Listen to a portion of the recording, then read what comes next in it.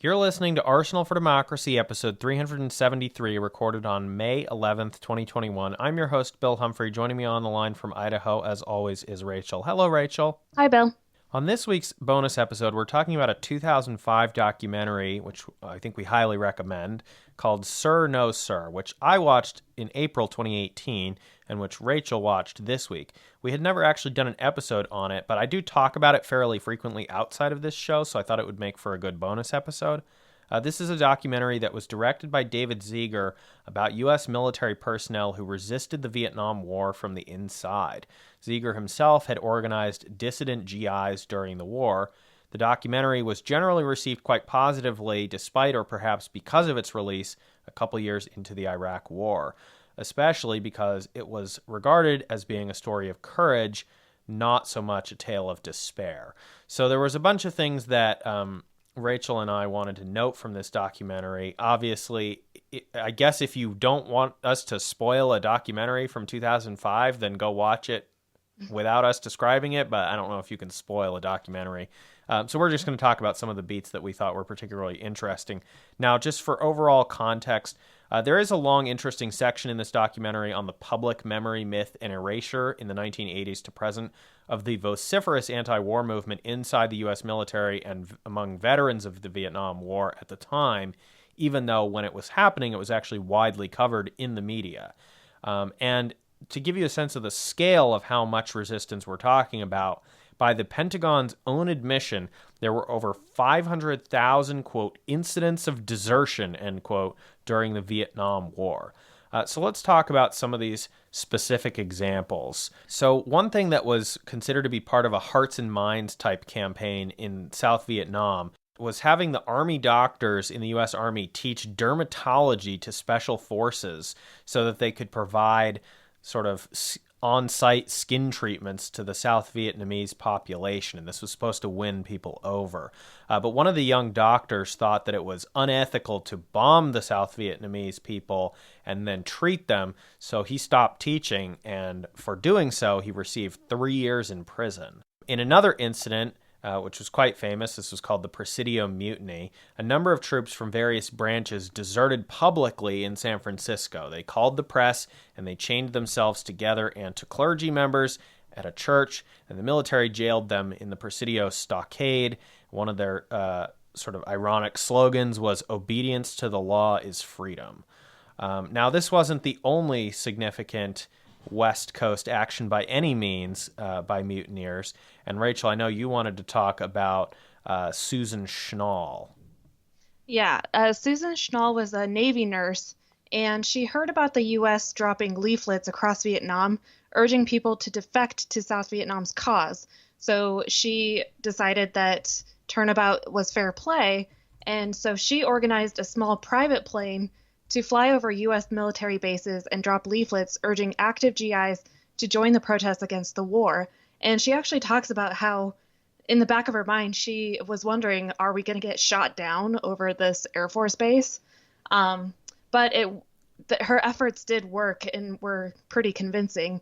And so she was court-martialed for doing that. And she also argued that if General Westmoreland was allowed to make speeches in uniform in favor of the war, she could make a speech in uniform against the war. And so the Navy said that at her court-martial that she was making a political statement in uniform, which was against their code of conduct. Yeah, and she was based in Oakland, and so the military bases that she was targeting were all the ones around the San Francisco Bay Area with this plane drop. Now, unsurprisingly, in this documentary, there's a lot of really gruesome stories from combat because a lot of the resistance guys had a sort of conversion experience after some sort of brutal close quarters encounter. But again, the main sort of thrust of this documentary isn't really one of sort of depression and despair, but more about courage and people trying to find common humanity. So one of the guys had been in a close quarters situation with a North Vietnamese soldier, or, I don't remember because it's been a couple of years since I watched this. It may have been a Viet Cong person, but I think it was North Vietnamese, or at least he believed that it was.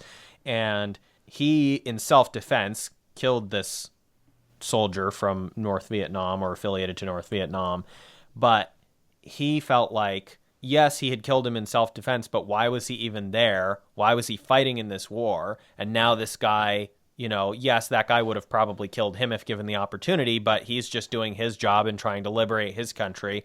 And what does it all mean? It's so pointless. So he concluded that becoming an internal resistance person inside the U.S. military to try to sabotage the U.S. war effort in Vietnam and help North Vietnam to win the war was the only way that he could make this guy's death that he had caused in self-defense matter in some way. And this was sort of a common story, as I said, of these, close quarters encounters that really disenchanted and turned a lot of the service members against the war, even if they had been, maybe ambivalent about it beforehand. This didn't just affect things on the front lines. It also filtered back as they would be rotated back into the United States, or rotated to various bases and interacting with other people who hadn't been on the front lines yet. And so guys started coming back from tours of duty and telling the new guys, whether they were new recruits or new draftees, who were preparing to ship out of the U.S., about what the missions actually were like. And this was summarized in the documentary as basically go out on an early morning ambush patrol, kill 50 people, count the bodies until you've hit your 50 quota. And in order to meet that quota, generally that meant killing large numbers of women and children. And needless to say, this did not sit very well with these human beings who had been sent often against their will as conscripted draftees over there. And so they began kind of spreading this around to the people who were about to be sent over, saying, look, like, you have to do something. You have to resist this by any means. You have to resist these illegal orders and stop the killing. And this led to a whole bunch of different groups and organizations within the U.S. military at the time. Obviously, like we know, famously about some of the like veterans groups like John Kerry was involved with. But it's important to emphasize there were a lot of active duty personnel who had not left the military yet, who were still continuing these resistance efforts. And these groups, according to the documentary, included the American Servicemen's Union, the Movement for a Democratic Military, the Black Liberation Front of the Armed Forces, the Black Brothers Union, Concerned Officers Movement, and GIs United Against the War. Now, we're going to talk in a bit about some of the sort of black organizations in particular, but in terms of just ordinary GIs of whatever race, and in many cases they would be, white guys from middle America who hadn't had a whole lot of exposure to, the radical ideas that were percolating through the black community. They also started getting involved in some of these radical politics. And Rachel, I know there was a local connection that you wanted to talk about from this documentary. Yeah. So GI coffee houses located in towns near military bases became centers for organizing GIs. And this is where the above-mentioned storytelling to new recruits, new draftees happened, as well as distribution of anti-war newspapers. So resistance movement members started using military resources on base to print underground newspapers against the war. And the pro-war officers would make such a big stink out of it, and just really flip out so hard that everybody would start reading it just to piss off the officers. So there was a huge proliferation of these underground newspapers. I think the documentary said there were about 300 at least. So reactionary pro-war mobs began attacking and firebombing these coffee houses and other buildings at night. And also police would conduct raids and flip out over iconography that was anti-patriotic or pro-black. They also charged the owners of these coffee houses for being a public nuisance because they were speaking out against the war. So one of these GI coffee houses in Idaho was called the Covered Wagon Coffee House. And it opened in early 1971 in a converted theater in Mountain Home, Idaho, near the Mountain Home Air Force Base. GIs from the base began publishing an underground newspaper called The Helping Hand. Mountain Home is incredibly rural, and the town's pro-military establishment was hostile to the idea of GIs organizing against the war, and they waged a campaign against the coffee house. The local newspaper published letters urging physical attacks on the wagon and its members, and on November 21st, 1971, the coffee house was actually firebombed and burned to the ground by unknown arsonists. This attack generated national media coverage, including an appeal for support published in the New York Review of Books and signed by a number of prominent people, but the cause of the fire was never investigated by the town's authorities. While the coffee house was open, it helped GIs organize demonstrations, pass out leaflets, and put out the newspaper, and it hosted speeches by many well-known anti-war activists, including the FTA show, Howard Zinn, Dick Gregory, and Country Joe McDonald. The Helping Hand ceased publication and the coffee house closed in 1974.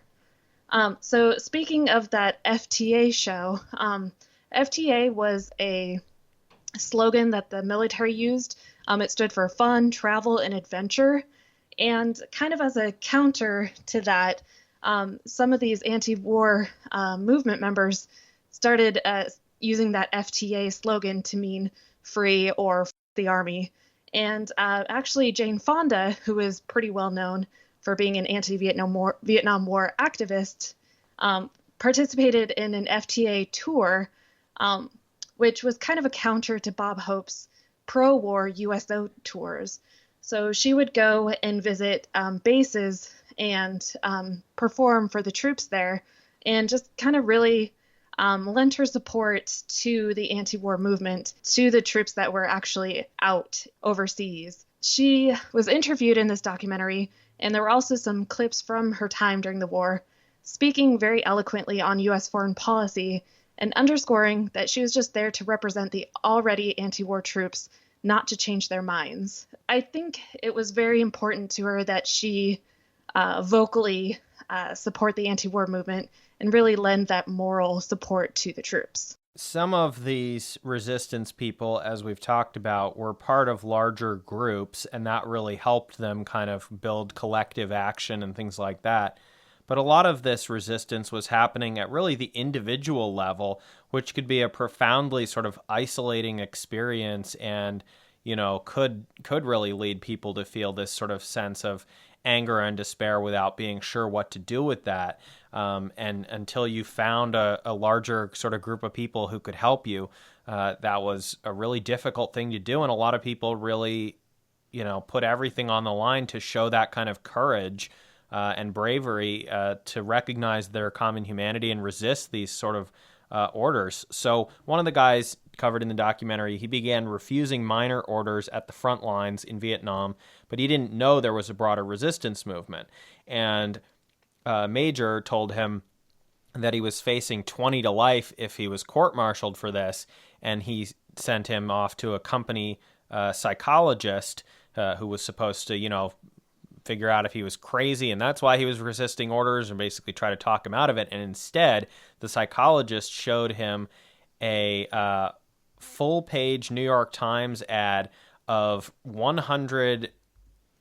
than 100 resistors who had signed their names against the wars, and these were all active duty or recently retired veterans who were or had been serving in the war. And I think that really kind of bolstered this guy's sense that, like, hey, I'm not alone. I am doing the right thing here. I'm not crazy.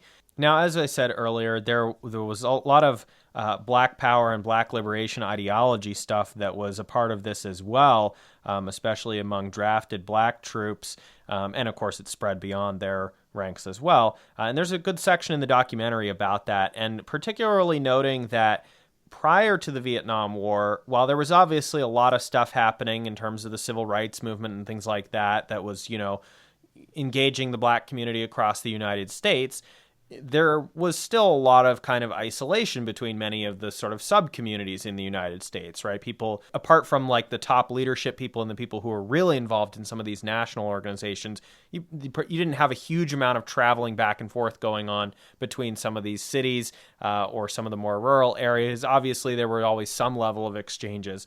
But one thing that really happens by drafting or, you know, recruiting huge numbers of Black troops from all over the country, and then, you know, kind of throwing them in this melting pot within the military, was that you had these different ideas and sort of localized kind of ideologies, idiosyncratic, you know, versions of these things getting mixed together, sharing and exchanging these ideas, things like that. And that really kind of helped generate, well, not really generate, but bolster a lot of the impulsive resistance against the war that was happening among the black troops. And there was also another factor in this, which had to do with stuff that wasn't happening in Vietnam, which is that some black troops became adamantly opposed to the Vietnam War after seeing, either in person or on film reels, U.S. troops in the same uniforms being deployed in American cities against civilian black protesters in 1968. They felt, kind of like the famous Muhammad Ali quote that got him in so much trouble, that there was a commonality with the Vietnamese people, right? That why were we being sent to fight them? Nobody in Vietnam had ever done anything to them, but you know who had? The U.S. government and the U.S. military. And that if they were getting this response in U.S. cities for protesting for their own basic rights, that probably the Vietnamese people who were resisting the U.S. military presence had similar objections to the U.S., and that really strengthened a lot of the black troop resistance as well. Another sort of event that happened that reinforced a lot of this was not in relation to civil rights movement stuff or the race riots that were happening, but rather at the Democratic National Convention. The Army sent Fort Hood troops to Chicago to help with riot control at the DNC, and they became concerned enough at the last minute to not actually send them into the streets because they were worried that, unlike the police, that the troops, who were, again, some combination of volunteers and drafted conscripts, might actually switch sides and back the protesters. And that is also raised in the documentary to illustrate the sort of pervasive level of resistance happening inside the military and the military's concern about how widespread that was, that they just simply did not trust them at certain points anymore to remain loyal to the cause, so to speak. Another thing that happened later in the war was that after Nixon's quote-unquote Vietnamization policy began, the U.S. initially insisted that it was no longer sending U.S. troops into offensive combat situations on the ground in South Vietnam. And I think a lot of Americans probably believed that. But as it turned out, that was, at least initially, a lie, and U.S. frontline troops were still being sent in. And they got so frustrated by this situation that they started broadcasting pirate radio messages and circulating petitions demanding immediate evacuation. They felt they were not being pulled out fast enough and that they were, that the public was being lied to. Another thing that happened as people, got just completely frustrated with endless orders to commit war crimes, endless orders to go on suicide missions that were completely pointless, especially after it was becoming clear that the U.S. was definitively losing the war and that all of this was just sort of a holding action until they finally pulled out. People were just fed up with it, and the film discusses a lot of fragging incidents and the leadership's growing concern with the number of murders and attempted murders at the front lines of those sort of lower level and mid-level officers by their own troops who just were not having it. They don't really address in the movie what the final count of assassinations of officers was, and I don't know if there's any records of that because in many cases it was probably covered up, but I did kind of wonder about that as I was watching it. Now, Rachel, I know you had some other points you wanted to talk about in relation to this as well. Yeah, the documentary highlighted a trial that came about after a fragging incident. The website for this documentary, displacedfilms.com, also provides a lot of reading material and resources related to the subject. And they actually had an excerpt from a newspaper at the time called About Face detailing this incident.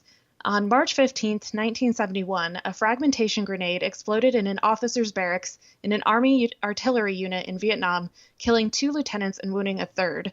Captain Rigby and First Sergeant Willie, who were to have slept in those barracks, arrived on the scene and decided they were the real intended victims. Billy Dean Smith, a black private from Watts, California, was charged with the fraggings and attempted murders of Rigby and Willie, and he was actually held in solitary confinement for 16 months at Fort Ord, California. And there were interviews with his family members and his defense team detailing how the solitary confinement for 16 months really traumatized him and basically broke his brain. So the trial included a lot of really shaky evidence. And I found another article from historynet.com detailing the trial. Due to the racial overtones, the case received international attention, and the trial was moved from Vietnam to Fort Ord, California. The prosecution produced a grenade pin it said was found in Smith's pocket shortly after the attack, though the defense argued the pin had been planted on Smith by investigators. The only reason Smith had been fingered, the defense argued, was that he had made anti-war statements before the murders. Black Scholar magazine suggested he'd been deemed the, quote, logical guilty party, unquote, because he was, quote, a black GI with a bad attitude, unquote. In the end, a court-martial panel of 7 officers found him not guilty. And part of that prosecution related to the grenade pin was they were trying to, forensically tie the pin that supposedly was in the possession of Smith to the grenade that was involved in the attack. And there just isn't really a way to tie a grenade pin to a particular grenade. So they were using really faulty, faux scientific evidence to convict Smith. But in the end, he was exonerated. So a few other anecdotes here. There was one in particular that I thought was definitely quite relevant to the modern, present day 21st century focus in the U.S. Armed Forces on aerial bombardments, drone strikes, things like that, and this sort of layer of remove. Obviously, we know of various war crimes committed on the ground in the recent wars, but many of them have been conducted from the air. And interestingly, during the Vietnam War, as Rachel and I were talking about off air before we started, of course, most of the ground operations were happening in South Vietnam, and most of the aerial war was happening apart from the defoliation stuff and the cluster bombing and things like that all across South Vietnam and the neighboring countries. A lot of the air war was happening over North Vietnam, and they were just carpet bombing targets and things like that. And the Air Force had units that were flying electronic eavesdropping planes for signals intelligence, and they were flying all over North Vietnam all the time with these counterintelligence guys listening in on North Vietnamese radio assessments. And their job officially was that they were supposed to be listening in to hear basically the reports of the damage inflicted by the U.S. carpet bombing raids. And basically, okay, this is what the enemy is saying internally about the outcome of the bombs that our other, fellow planes have just dropped. But these counterintelligence Americans were listening in on what the North Vietnamese were saying, and that actually was giving them a more raw and real account of what was happening firsthand with no filtering. These were, the moment-by-moment frontline reports of what was going on without any sort of filtering through propaganda or PR or official government statements. And what became very apparent to the counterintelligence people listening in for signals intelligence was that the targets were civilian. They were not military targets, and they weren't even necessarily infrastructure targets. They were civilian targets that were killing lots of civilians, and they realized that the United States was lying. So some of these counterintelligence Air Force members began leaking reports to the wider world to basically make clear what was actually happening in these North Vietnamese bombing runs that the U.S. was conducting constantly. In another anecdote, in a Navy ship, there were 1,200 service members who were about to be shipped out to Vietnam from the U.S. West Coast, and they signed a petition demanding that their ship not be deployed to Vietnam. Other anti-war organizer troops, including Navy officers, began organizing plebiscites with stay or go ballots for ships, and then they expanded voting participation to the wider public in San Diego, which was not necessarily always receptive to this, but the idea was to spread the word and kind of, go to this audience that was potentially not as favorable toward these resistance movements and say, look, not everyone is on board with this, and a lot of us are really troubled by the idea of being sent out there. Rachel, I see you had a link here about that. Yeah, Stanford University actually has an exhibit called The Connie Vote, the USS Constellation and the Peace Movement in San Diego.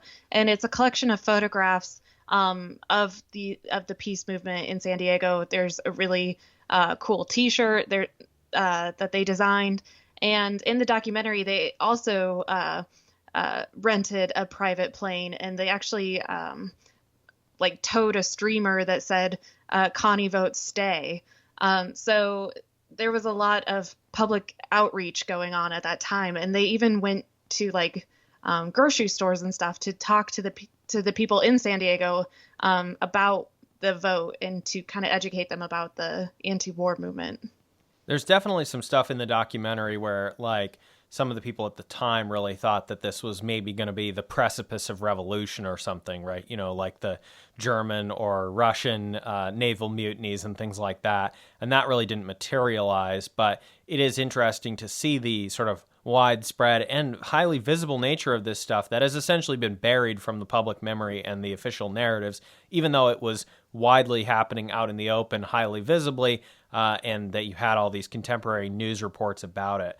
I thought there was a great quote from near the end of the movie from one of the resistors, and he says, "And then you think about it, and you think, God damn, did I do that?" And I just thought that kind of spoke to this thing of like people's individual courage. And yes, there was a lot of collective action, which was hugely helpful and a lot more powerful than the individual acts. But just that there were a lot of people who did a lot of very brave things, looking at their own conscience and thinking, I can't be a part of this. I have to do something about it. And, you know, really stepping up. And you have to wonder, you know, would you do that in a similar situation? Do you know people who could be persuaded to do that, etc.? Another thing that I wanted to talk about before we close out on this is just that I had been told about this documentary after I had been discussing some stories I read a few years back in an anarchist book that I guess was probably published about 30 years ago, which was about workplace sabotage, large and small. I mean, a lot of the chapters are about things like, you know, stealing staples and paper clips or whatever at your office. But they also had a whole section on military sabotage. And there was a publication, you know, Rachel mentioned all the different newsletters. There was a publication that was called RITA, Resistance Inside the Army. This was partly connected through Jean-Paul Sartre. He operated a P.O. box in Paris specifically designated to receive smuggled letters from Resistance Inside the Army members in Vietnam to their comrades stationed in Paris. And in their newsletter, one incident they highlight was that 1.8 million gallons of airplane fuel at a supply base in Vietnam blew up at one point. And the military officially said this was an act of enemy sabotage resulting from careless and drug-addled sentries not keeping watch. But there were 0 U.S. casualties in the incident and 0 reported contact with the enemy before or after the explosion.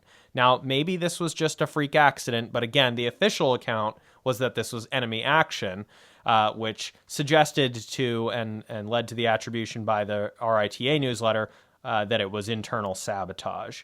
Now, there were some other anecdotes from that particular book, and I just wanted to read one of them before we get ready to wrap up here. So this is a first-person narrative. My job description was to walk to the top of a hill and dig a hole. Through the night, I would sit in that hole or sleep by it. I would get up at dawn and walk to another hill and dig another hole. If I ever saw anybody who didn't dress like me, I was supposed to kill him. As with most of my peers, sabotage was part of my daily routine. Some of this sabotage was malicious, much of it to relieve the tedium of life on the battlefield, or to ameliorate the effects of drudgery, exposure, and exhaustion. Some of it was done for profit, some of it was homicidal.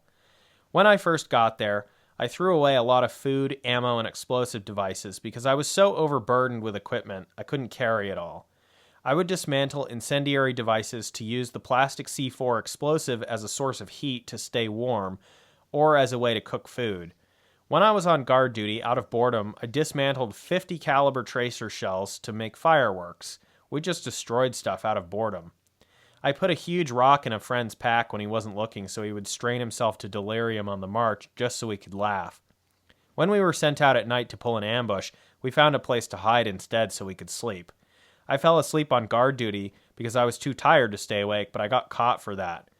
I refused to take anti-malaria pills in the hopes I would get malaria and be evacuated out of the bush. I jogged in place with a full pack in noonday sun in a brush fire in an attempt to get heat prostration. I disobeyed direct orders from an officer on the battlefield. I challenged my platoon sergeant to a fight. I was caught smoking pot. I allowed my weapon to become rusty and caked with mud, gambled when I was supposed to clean my weapon, and slept when I was supposed to be packing up my gear. And when I walked point, I went really fast so the company would get hot and tired and pissed off. Another quote, I think it's a different account, I'm pretty sure. I became involved with radical politics. I admired people like Ho Chi Minh, Malcolm X, Huey Newton, and Karl Marx and put up pictures of them in my locker on the base. We had an inspection and everyone had all of their clothing laid out on their beds. I had given my uniform away, so I had none. When the inspecting officers came to me, I opened my locker and they saw all of these photographs. Everyone went totally bananas. They stopped the inspection with me. They didn't look at any more people, beds, lockers, or anything. That afternoon, I had liberty, and when I came back, I found out that everyone who was associated me with was being interrogated to find out if I was trying to convert them to communism. So I thought those were two interesting stories there. So, Rachel, I wanted to get your sort of closing thoughts. You've watched the documentary much more recently than I did, but like this documentary really has stuck in my head pretty consistently since I watched it in 2018. I definitely do recommend it to people. I mean, we've definitely hit a lot of the key beats, but you're really going to want to watch this for yourselves, I think. Yeah, it's very moving. Just the accounts of solidarity. I always get a bit misty-eyed whenever I see big movements organizing for change, and this was no exception. And I think it's really interesting that it came out a couple years into the Iraq War because I think that really highlights the differences between those two wars.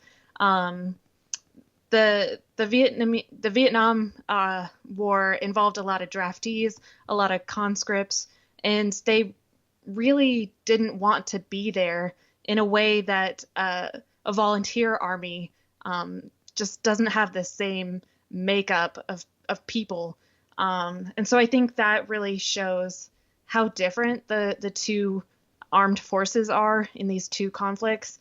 And also, in the Iraq War, we've largely privatized the killing. So it's very removed, very separate from the common experience. And back during the Vietnam War, everybody was aware of what was happening and involved, whether it was through the news media or actually knowing someone who was fighting or actually fighting themselves. So I think that's something to kind of keep in mind. Although there was a big anti-Iraq war movement, it was definitely mostly civilians and people outside the military. And that's just really different from the anti-war movement in the Vietnam War. Yeah, I mean, there definitely were plenty of people who spoke out against the war, the Iraq War and the Afghanistan War, who had served in it or lost someone to it. But I think in terms of scale, I mean, we're looking at a very different thing again.